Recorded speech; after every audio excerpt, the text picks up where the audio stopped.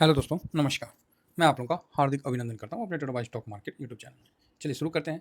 तो क्या न्यूज़ है ना? क्योंकि थोड़ा-सा देखना पड़ा कि न्यूज़ क्या है, इस पे हम थोड़ा चर्चा कर लेते हैं कि अभी क्या-क्या चल रहा है। तो यूएस मार्केट में जो आप देख रहे हैं, एक मतलब गिरावट का सेशन चल रहा था, वो लास्ट तक चलता ही रहा।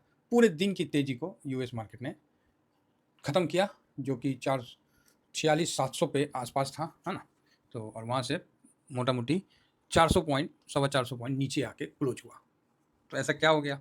ऐसे तो एक दिन तेज़ी, एक दिन तो ऐसे देखिएगा तो कोई बड़ा बात नहीं है।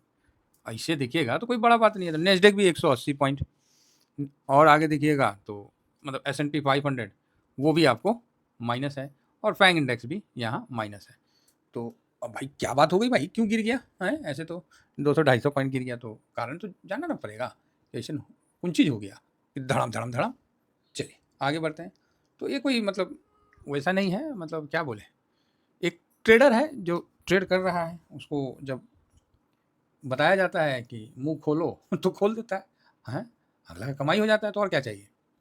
तो मीटिंग के बाद जो है फेड चेयरमैन का स्टेटमेंट था, तो वो भी सुन लेते हैं। फेड चेयरमैन का भी और अपना राष्ट्रपति दोनों को बोलना था। तो राष्ट्रपति जो हमारे डोनाल्ड ट्रम्प साहब हैं, जो बहुत तेज पुर्जा हैं, पागल है नहीं, पागल बनाते हैं, ठीक है? तो जो यूएनजीए में ट्रम्प ने मतलब जो स्पीच दिया, भाषण दिया, उसमें फिर भारत के निशाने पे आ गए और बोला भारत और चाइना तेल खरीद रहा है, इसलिए रसिया को फंडिंग हो रही है भारी मात्रा में और रसिया भाई साहब युद्ध नहीं रोक रहा है। उसके बाद उन्होंने ये बोला कि मैंने 6 युद्ध रुकवा दिया। ले अब भाई, अब केड़ी 6 युद्ध? बोला भारत पाकिस्तान का युद्ध तो मैंने ही रुकवाया। ले, ईरान का और इज़राइल का युद्ध मैंने ही रुकवाया। कर लो भाई, अब क्या करोगे? दो मेरे को नोबेल पुरस्कार, नहीं तो नहीं देगा ना। ओए जज कहाँ गया? इधर आओ। बहुत तेरे को मार मारेंगे। जजो काँप गया, बोल रहे भाई इसको दे दे रे भाई नोबेल, एक नहीं तू 4 ठो दे दे। तो ये चक्कर है और बोला कि हम जब से आए हैं तब से शांति करा दी है। तो ये ट्रम्प साहब का है, बहुत तेज है, समझे? ये सब प्रेशर टैक्टिक्स करते हैं और इसी में काम करते हैं, लेकिन मार्केट समझ गया है। देखिए, भारत चाणक्य का देश है, भारत अर्थशास्त्रियों का देश रहा है, भारत बुद्धिजीवियों का देश रहा है, ठीक है? लेकिन अफसोस कि जो बाहर से जो आक्रांता आए थे ना, हमारी सभ्यता को नष्ट कर दिया और हमें बना के क्या रख दिया? नौकर, ठीक है? जो कभी वर्ल्ड का सोना का चिड़िया कहा जाता था भारत, उसको क्या कर दिया? नौकर। ईरान, इराक तक ये सब जो है सब रुपया में ट्रेड करते थे और वहाँ इतना ज़्यादा भ्रांति फैला दिया गया कि भारत को मतलब इस तरह से, समझ गए ना? चलिए, नहीं तो फिर ये इस पे देने लगेंगे तो ये लंबा हो जाएगा, इसीलिए डायरेक्ट पॉइंट पे आते हैं। तो ये तो ट्रम्प साहब ने बोल दिया। अब भाई साहब, अब किसकी बारी आई? फेड साहब। फेड ने बोला कि अरे यार, रायता फैला दिया यार ट्रम्प साहब आपने तो, हैं? गजब साहब, अब मेरी बारी आई, रुकिए मैं भी आता हूँ। इन्होंने भी आके बोला देखिए, महंगाई और ब्याज दरों को लेकर पावेल साहब का जो कहना था कि ठीक है हमने रेट कट कर दिया है, लेकिन आने वाले टाइम में डाटा को देख के ही करेंगे और डाटा जो है उतना भी फेवरेबल नहीं है। ले, मार्केट उदास हो गया। बोला हम रेट कट करेंगे, हम काहे नहीं करेंगे, करबे करेंगे, लेकिन जो डाटा है उतना मतलब, ये चीज़ मार्केट को समझ में आ गया कि जो कहा जा रहा है कि मार्केट हाई पे है, तो भाई साहब वही चीज़ आपको पावेल साहब भी कहीं ना कहीं अपने भाषण में बताते हुए दिखे। तो ठीक है, कटौती के संकेत जो है उन्होंने दिया है, लेकिन बोल रहे हैं कि डाटा जो है वो ठीक नहीं है जी, महंगाई बढ़ के आ रहा है। अभी देखिए ना जीडीपी का डाटा कैसा आता है, तो अभी बहुत मुश्किल है। समझ रहे ना? तो फिर साहब का जो बोलने का अंदाज है, इसके लिए आप लोग बुरा मत मानिए, मार्केट थोड़ा सा रुक गया तो काहे? तो देखिएगा जब आप उधारी मांगने जाइए, किसी को पैसा लेना है ना, तुरंत आपको मीठा मीठा खूब बढ़िया बढ़िया बात बोलकर पैसा ले लीजिएगा, ले लेगा कोई भी। आपके भी लाइफ में इस तरह की घटना हुई है? जब मांगने जाइए ना, अच्छा पैसा, हाँ हाँ सर देंगे, काहे नहीं देंगे, जिसका लिए हैं उसका तो देबे करेंगे, आपका लेकर थोड़ी भाग जाएंगे। सॉरी, ये डायलॉग क्या है? जिसका लिए उसका दिए नहीं, आपका लेकर थोड़ी भाग जाएंगे। अरे भाई साहब, जब मांगने जाओ, हाँ हाँ देंगे साहब, क्या बात करते हैं, हम तो यहीं हैं, हम तो यहीं के हैं, हम आपको पैसा देंगे, आप चिंता नहीं करिए, हम देंगे, लेकिन थोड़ा अभी हाथ तंग चल रहा है, समझ रहे हैं? इस तरह का बात बोल बोल के आपको परेशान कर देगा। वो देना नहीं देना वो बात की बात है, आपको परेशान कर देगा। तो सेम डायलॉग हम लोग को भी पेट साहब की तरफ से सुनने को मिला। हाँ हाँ रेट कट करेंगे, काहे नहीं करेंगे, किसने बोला नहीं करेंगे, लेकिन जो अभी डाटा निगेटिव हो रहा ना, इसको देखते हुए मतलब अब हम डिसीजन लेंगे। तो लो, सवालिया निशान एक होता है, पैसा मांगना है, अच्छा पैसा लो, उसमें क्या है कि आपका भी कॉन्फिडेंस आएगा, हाँ भाई ठीक है, अच्छा पैसा रिटर्न लो, आपका भी कॉन्फिडेंस आएगा, नहीं यार बंदा तो पैसे के मामले में खड़ा है, जब जाओ अपना देता है, जब मतलब ठीक है। तो वहाँ क्या है कि धंधा भी आगे बढ़ता है और विचार भी आगे बढ़ता है और भविष्य में स्कोप भी बढ़ता है, समझे ना। लेकिन यहाँ तो देख ही रहे हैं, हाँ हम देंगे, लेकिन यही फिर साहब ने कल उंगली कर दिया, ले भाई साहब ज़्यादा डीप में नहीं जाने का, हल्का हल्का समझ लेने का है। ये सब ट्रम्प साहब तो भाषण में चेंज हो गए, भारत को कभी दोस्त कभी दुश्मन, तो उनका तो बात छोटी थी, समझे ना। बहुत तेज आदमी है, प्रेशर टैक्टिक्स बनाने का वो जो कोशिश कर रहे हैं, मतलब गजब का कर रहे हैं। और अभी शतरंज का गेम देखे हैं? अब बोलेगा हाँ हाँ काहे नहीं देखे, राजा रानी ऊँट घोड़ा हाथी, यही ना होता है जी। हैं, राजा रानी एक तरफ, राजा रानी सेंटर हो गया और ऊँट घोड़ा हाथी, यही होता है। उधर भी ऊँट घोड़ा हाथी, आगे में प्यादा खड़ा कर देते हैं। भारत के तरफ से जो आपको दिख रहा ना ये जयशंकर साहब, ये भारत का घोड़ा है जो शतरंज में। घोड़ा चलता कैसे, ढैया मारता है। अब आप बोलोगे ढैया क्या होता है, 2.5 बोला जाता है ढैया, तो ढैया ऐसा नहीं है कोई मैंने बहुत मतलब देसी बोल दिया, ढैया इट मीन्स क्या है कि 2.5, वही होता है ढैया। तो जो घोड़ा ढैया चलता है ना, बड़े बड़े का ना बत्ती बंद कर देता है। अरे हमारा भी बहुत, मतलब क्या बताएं, हम लोग भी शतरंज बहुत खेले हैं, बहुत पैसा जीते हैं जी। तो आप बोलिएगा पैसा, हाँ फ्री में कोई शतरंज खेलता था ना, दिमागे नहीं चलता था। आज ऐसे रख देता था ना, ठीक है 5 रुपया, आहा फिर देखिए दिमाग घोड़े की तरह चलता था। हम भी वही सोच रहे हैं कि कहीं हम लोग को भी कोई कंपटीशन में बैठा देता तो बता देते कि शतरंज खेला कैसे जाता है। और सबसे अच्छी बात है कि शतरंज ऐसा चीज़ है कि उसमें कोई अपने आप को कमज़ोर नहीं समझता है, सबसे अच्छी बात है। लेकिन जब सामने वाला बैठ जाता है ना, तो पता चलता है कि भाई कितने दाने हैं मेरे में, और अगला जो है कि हमसे माहिर है कि नहीं। उससे पहले कोई कमज़ोर ना समझता, सब सोचता है कि चाल पकड़ना सीख लिए तो खेलना सीख लिए, तो बड़ा बढ़िया चीज़ है। तो भाई साहब ये जो प्रेशर टैक्टिक्स पहले बनाया, H1 वीज़ा, उसके बाद और भी कुछ फिर चेंज हुआ, ये सब करने के बाद जयशंकर और पीयूष गोयल साहब को बुलाया गया अमेरिका कि चल भाई आइए आप लोग। तो भारत गया अमेरिका, भेजा किसको, भारत का घोड़ा को जो शतरंज का है। अरे शतरंज का पिचास अमेरिका, तुम्हें कहाँ माता है, तुम्हें कुछ नहीं पता है, ठीक है। पिचास कैसे बैठता है महाभारत में देखिए, ठीक है, चक्रव्यूह का रचना किया गया। तो ये सब बुलाया। तो भाई जयशंकर साहब, अच्छी बात ये है ना कि अभी जो वर्तमान में हम लोग के जो नेता जो है ना, सब मतलब अपने अपने जगह ना प्रखांड पंडित है, अपने अपने फील्ड में बहुत अच्छा है, बहुत बढ़िया है। नाला पे दाल आदे दन दन दन। तो अभी क्या है सर कि ये गए, तो इनको बोला गया कि वो H1 वीज़ा, बोला no no no I am not talk to H1 visa. तो वाई, क्यों मैं बात करूँगा यार H1 वीज़ा पे और टैरिफ पे। तो बोला अरे यार तो क्या बात करेंगे, तो भारत और अमेरिका का आपसी संबंध की बात करेंगे। तो बोला ई कौन चीज़ होता है, वो जो नवारो नहीं है, गंवारो हो गया, और जो था एक जो टकलूसा टाइप में था जो बोलता था, उस सब चूप ऐसा कि सांप पे सुन गया, अरे ये कौन चीज़ बोल दिया भारत रे, हैं ये कौन चीज़ होता है आपसी संबंध। तो बोला आपसी संबंध के बारे में बात करते हैं ना। तो बोला यार ये कौन सा संबंध है, बोला कि नहीं नहीं हम लोग को H1 वीज़ा और उस पर कोई बात नहीं करना है, हम लोग को बात करना है कि देखिए जहाँ आपस में काम है वो तो करेंगे ही करेंगे ना, लेकिन उसके लिए तो चलता रहेगा, कभी आप कुछ मतभेद हो सकता है, कुछ डिस्ट्रीब्यूट हो सकता है, लेकिन इससे हम लोग का संबंध खराब हो जाए ऐसा भी काम तो नहीं करना है। तो भाई साहब ये इन्होंने ना पूरा गेम ही पलट दिया, ढैया मारे भाई, घोड़े हैं, बहुत बढ़िया, मतलब इनका स्टेटमेंट रहा और सही रहा। आखिर ले भी तो गए जयशंकर साहब, पीयूष गोयल साहब तो बेचारे थोड़े से हाथी टाइप के हैं, है ना, समझ रहे हैं, हाँ जो हाथी सीधा सीधा चलता है, लेकिन अगला ले गया जयशंकर साहब को ढैया मारता है। और उससे भी खतरनाक तो भैया दुनिया भले मंत्री बोले अमित शाह साहब को, तो वो भी बात सही है। अब राजनाथ साहब जैसे वो तो हाथी है भाई, सब सीधा सीधा चलेंगे बस ऊँट की तरह। तो कई हमारे पास हैं, ऐसे नहीं है, दिग्गज बतेरे हैं। भारत के पास भी 2 घोड़े हैं, साइलेंट में है तो डोभाल साहब है, और बातों में है तो अपना जयशंकर साहब है। ये सब भी भारत के चेस में जिस तरह होते हैं ना 2 घोड़े बैठते हैं, ये भी अपने घोड़े हैं। तो इन्होंने अपना समझा दिया, बोला भाई वो सब वीजा वूजा वो सब आपका चलते रहेगा, वो सब से हम लोग को कोई दिक्कत नहीं है, आप अपना जो है अपना करिए, आपका देश है। अभी आप ये बताइए कि भारत और उसका संबंध ठीक रहेगा कि नहीं रहेगा। तो भैया पहले क्या था, भारत का संबंध इंपॉर्टेंट हुआ, ठीक, फिर फ्रेंडली हुआ, उसके बाद टैरिफ के बाद क्रूशियल में चला गया, अब क्रिटिकल है, मतलब ठीक है ना। तो ये चीज़ अभी क्रिटिकल में चला गया क्रूशियल से। तो क्या बोला जाए, भारत किसी का भी आलोचना नहीं करता है, भारत अभी तक आलोचना किसी का नहीं करता है।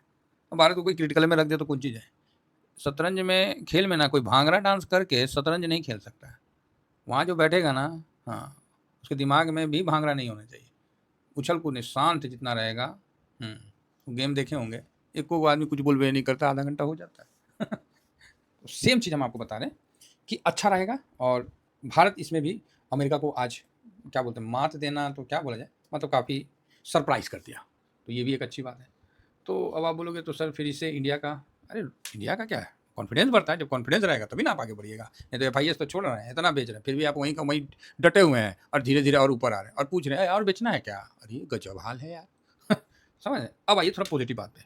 पॉजिटिव क्या चल रहा है, तो जापान का जो रेटिंग एजेंसी है ना, वो पहले ही कर दिया था, मतलब 3-4 दिन पहले, तो आपको ठीक है दिखा। उन्होंने बी से बी प्लस कर दिया, ठीक है, अच्छा है।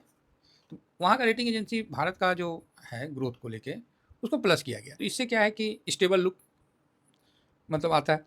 तो इसमें क्या है कि जो जापान का रेटिंग एजेंसी है आरएनआई, तो इससे बेनिफिट आएगा, जो जापान का पैसा है भारत में आने में बेनिफिट आएगा। अमेरिका को कौन चीज़ पैसा है, जापान का ना पैसा बेचारा का है, अमेरिका उसको किया हुआ राय, मतलब, तो ये चीज़ है।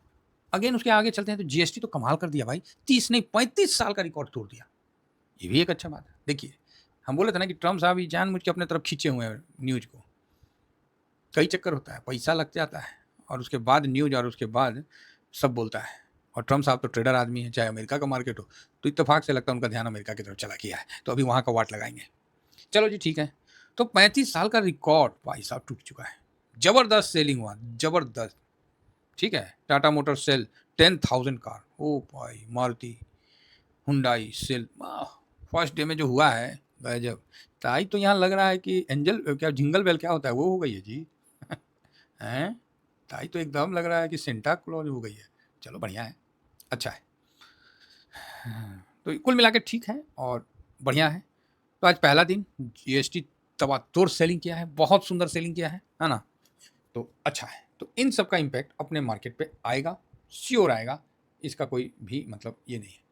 तो सर पॉजिटिव आएगा कि निगेटिव आएगा? पॉजिटिव आएगा, जीएसटी का पॉजिटिव आएगा और ऑटो इसका दे दिया है, लाइफ टाइम हाई को क्रॉस कर चुका है। सर तो क्या करें, होल्ड करना है, करना क्या है, हिसाब से चलना है, लॉन्ग टर्म में नहीं बैठना है, स्विंग करना है, हो गया जी। सर लेवल यूट्यूब पे तो ना बताएंगे। ठीक है, ओपनली तो नहीं बताएंगे, बाकी आप लोग समझदार हैं तो वीडियो बनाएंगे तो बता देंगे। अदरवाइज आपका ये टेलीग्राम है तो ये फ्री टेलीग्राम है साहब, और ये छोटा सा है, ये स्विंग है, ये शॉर्ट स्विंग है।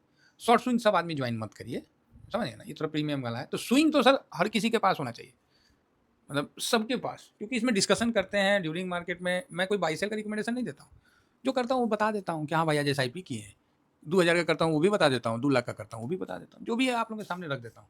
ऑलरेडी हम लोग अभी 25,330 पे प्रॉफिट भी बुक किए हैं।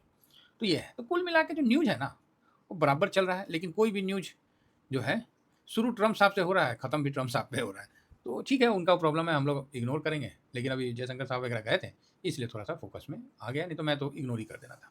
आगे बढ़ते हैं, अभी गिफ्ट निफ्टी शुरू नहीं हुआ, 6 तो बज गया है। तो 25,200, देखिए 200 है यहाँ पर ही, 25,090 स्ट्रॉन्ग सपोर्ट के तौर पे माना जा रहा है, और जो कि आप लोग कल भी देखें। लेकिन अब बार बार उसको जब क्रॉस करेगा ना तो टूट गया, वो टूट गया। 2 बार क्रॉस कर गया तो तीसरा बार भाई साहब ढंग से क्रॉस करेगा नीचे की तरफ, सेम ऊपर की तरफ भी है।